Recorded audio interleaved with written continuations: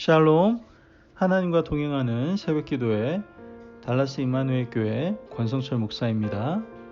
오늘도 하나님과 동행하며 풍성함을 누리시는 저와 여러분 되시길 주님의 이름으로 축복합니다.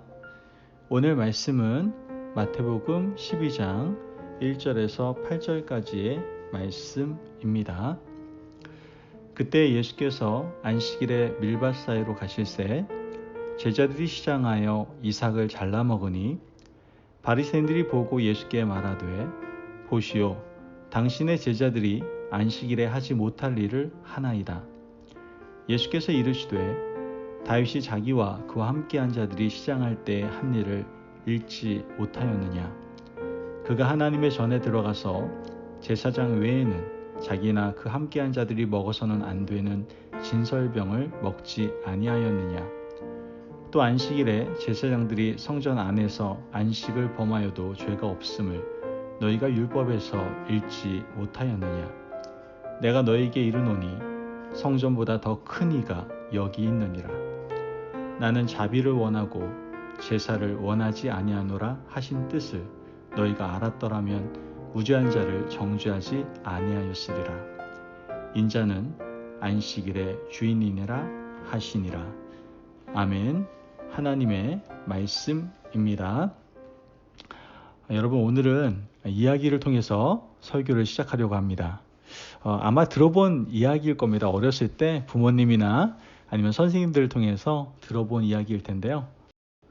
산속에 호랑이 한 마리가 지나가고 있는 여우를 딱 붙잡았어요. 여우를 잡아 먹으려고 날카로운 이빨을 딱 드러내니까 그때 여우가 그 죽음의 위기의 순간 가운데서 꾀를 냅니다. 큰 소리로 오히려 호랑이를 꾸짖습니다. 야, 너 내가 누군지 알고 이런 짓 하는 거야? 이렇게 소리를 지른 것이죠. 호랑이가 깜짝 놀라는 거예요. 아니, 너는 누구길래 나에게 이렇게 소리 지르냐? 이렇게 묻습니다. 그러자 여우가 말을 하죠. 야, 나는 하늘임금님이 보내신 사신이야. 그런데 내가 나를 이렇게 대우하고 잡아먹으면 그 죄값 어떻게 다 받으려고 하냐? 여우가 큰 소리로 호랑이를 꾸짖었죠. 호랑이가 멈칫하는 모습을 보이니까 여우는 계속 말을 합니다. 야, 의심스러우면 너 나를 따라와봐. 동물들이 나를 피해서 도망가는 그 모습, 그걸 보게 될 거야. 그거 증거 아니겠어? 어리석은 호랑이는 여우의 깸에 넘어가서 여우 뒤를 졸졸졸 따라가게 되죠. 물론 동물들이 어떻게 합니까? 뒤에 호랑이가 있으니까 전부 혼비백산해서 도망가 버립니다. 여우를 보고 도망간 것이 아니라 호랑이를 보고 도망간 것이죠. 호랑이는 그것도 모르고 두려워하며 여우에게 싹싹 빌고 다시는 그런 짓을 하지 않겠다라고 고백하면서 주랭랑을 쳤다는 이야기입니다. 여러분, 이 이야기는요, 가짜가 진짜의 권위로 진짜 노릇하는 것을 빗대어낸 이야기임을 우리는 알 수가 있죠. 오늘 본문에도 이와 비슷한 이야기가 나옵니다. 진짜는 하나님이고요. 하나님이 보낸 예수님이 진짜죠. 그런데 가짜인 유대 종교 권력가들이 백성들을 속이고 괴롭히며 그들 위해 군림하고 있는 것을 보게 됩니다. 그들은 율법을 빌미로 백성들을 억압했죠. 오늘 본문에서는 안식일 규정을 가지고 백성들을 괴롭게 하는 것을 보게 됩니다.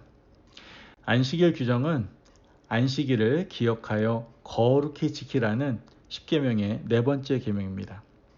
예수님은 이 안식일 규정 때문에 유대 종교 권력자들을 책망하시고 그들을 교훈하셨거든요. 그럼에도 불구하고 그들은 오랫동안 내려온 관습을 바꾸지 않았던 것이죠.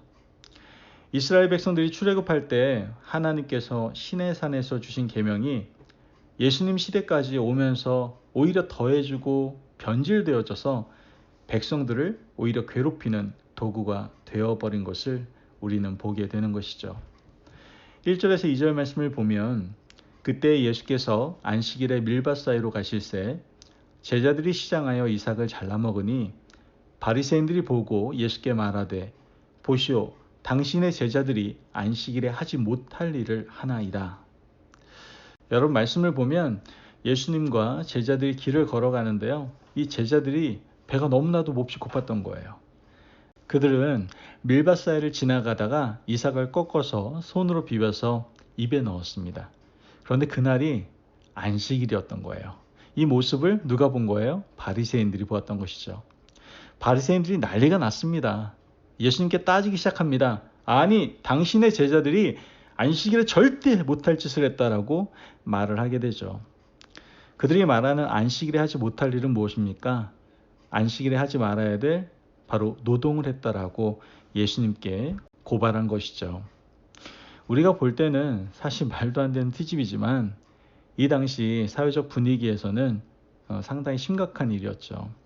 예수님은 이들의 말을 들으시고 옛 이야기를 들려주시는 것을 우리는 성경을 통해서 보게 됩니다. 다름 아닌 다윗의 이야기죠. 사무엘상 21장에 나오는 이야기인데 다윗이 사울에 쫓겨 군사들과 광야로 나오지 않습니까? 너무나 갑자기 쫓겨났기 때문에 먹을 것도 돈도 가지고 나올 수가 없었던 거예요. 다윗은 놉당에 가서 제사장에게 먹을 것을 구하게 됩니다.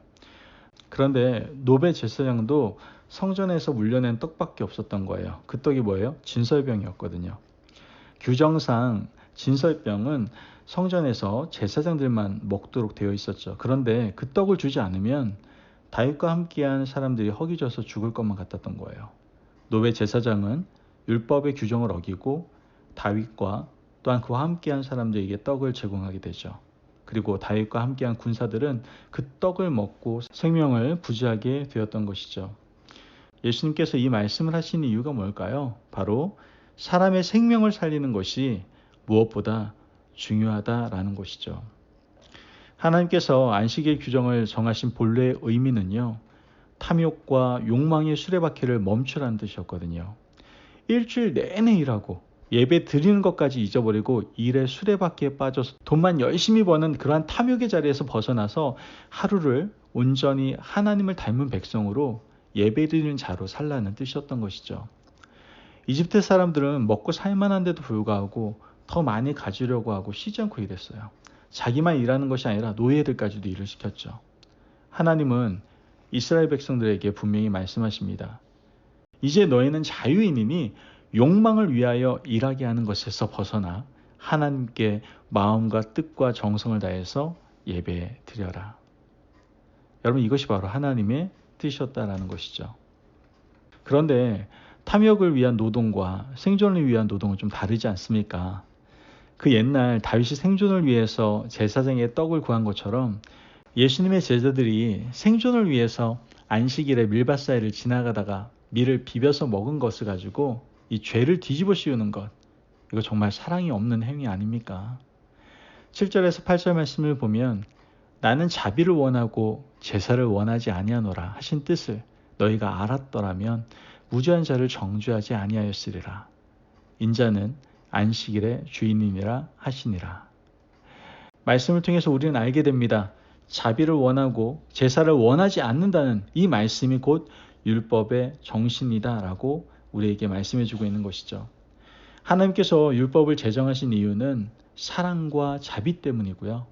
안식일의 주인은 하나님이시며 하나님께 보냄받은 인자도 안식일의 주인이라고 말씀하고 계신다라는 것이죠. 예수님께서는 안식일의 주인은 나인데 어찌하여 주인이 아닌 너희가 주인 노릇을 하고 있느냐? 당장 주인 노릇을 멈추고 안식일의 주인이신 하나님의 마음을 깨달아야 한다라고 책망하고 계시는 것이죠. 주님은 이들을 책망하시고 회당으로 들어가셨어요. 그런데 회당에서도 악한 사람들이 덫을 쳐놓고 주님을 기다리고 있었습니다. 회당의 한쪽에는 손 마른 사람이 있었어요. 사람들은 예수님의 성품으로 볼 때 이 사람을 보면 당장 고쳐줄 것이라고 생각을 했죠. 그래서 예수님께 질문을 합니다. 안식일에 한쪽 손 마른 자를 고치는 것이 옳습니까? 옳지 않습니까? 마태복음 12장 9절에 10절 말씀을 보면 거기에서 떠나 그들의 회당에 들어가시니 한쪽 손 마른 사람이 있는지라 사람들이 예수를 고발하려 하여 물어 이르되 안식일에 병 고치는 것이 옳으니이까? 여러분, 이 질문은요 굉장히 악한 의도를 가지고 있는 질문입니다. 사실 이런 사람이 있으면 주님께 데리고 와서 구해야 되죠. 주님, 이 사람이 평생 동안 한쪽 손이 말라 있었는데 주님이 마침 안식일에 이 자리에 오셨으니까 이분의 손을 좀 펴주십시오. 사실 이렇게 하지 정상 아닙니까? 그런데 사람들은 예수님께서 이분을 고쳐주는지 고치지 않는지는 궁금하게 생각하지 않습니다. 그냥 만약 고치기만 하면 예수님을 고발하기 위한 그런 악한 의도를 가지고 질문했다라는 것이죠. 그때 예수님께서는 이렇게 말씀을 하세요. 너에게 양 한 마리가 있는데 안식일에 물에 빠지면 건지지 않겠느냐? 그런데 사람은 양보다 더 귀한 존재니 내가 그를 고치는 것을 어찌 죄 있다 할 수가 있겠느냐? 마태복음 12장 12절에 13절 말씀을 보면 사람이 양보다 얼마나 더 귀하냐? 그러므로 안식일에 선을 행하는 것이 옳으니라 하시고 이에 그 사람에게 이르시되 손을 내밀라 하시니 그가 내밀매 다른 손과 같이 회복되어 성하더라. 여러 말씀을 통해서 예수님께서는 안식일의 주인 되심을 이렇게 드러내고 계신 것이죠. 오늘 이 말씀을 읽으며 신앙생활을 오래 하면서 타성에 젖어버린 사람들이 얼마나 위험한지를 깨닫게 됩니다. 특히 목회자와 직분자들 조심해야 됩니다. 하나님의 말씀을 가지고 사랑을 베풀고 자비를 베풀고 긍휼을 베풀어야 되는데 오히려 그 하나님의 말씀을 가지고 정죄하며 심판한다면 지금 내 주위에는 모든 사람에게 억압하는 굴레를 씌우는 일을 하고 있는 것이죠. 우리는 그 일을 중단해야 됩니다. 하나님의 말씀은 백성들을 자유롭게 하는 진리의 말씀이지 올가미를 씌우고 괴롭게 하고 죄책감을 주는 것이 결코 아니기 때문에 그렇습니다. 예수님은 진리를 알지니 진리가 너희를 자유케 하리라 라고 분명히 말씀하고 계십니다. 하나님의 말씀은 우리를 자유하게 하고 그 말씀을 힘입어 악한 세상에서 승리할 수 있도록 우리를 도우시는 것이죠. 오늘 우리의 믿음 생활이 함께 믿음 생활하는 사람 또는 이 세상에 살아가는 사람들을 억압하지 않기를 간절히 원합니다. 그러므로 말씀, 즉 진리 안에서 우리 함께하는 모든 사람들이 행복하고 복된 하루를 살아갈 수 있도록 말씀의 진정한 의미를 깨닫고 그 의미대로 살아갈 수 있는 저와 여러분 되시길 주님의 이름으로 축복합니다. 아멘. 기도하겠습니다.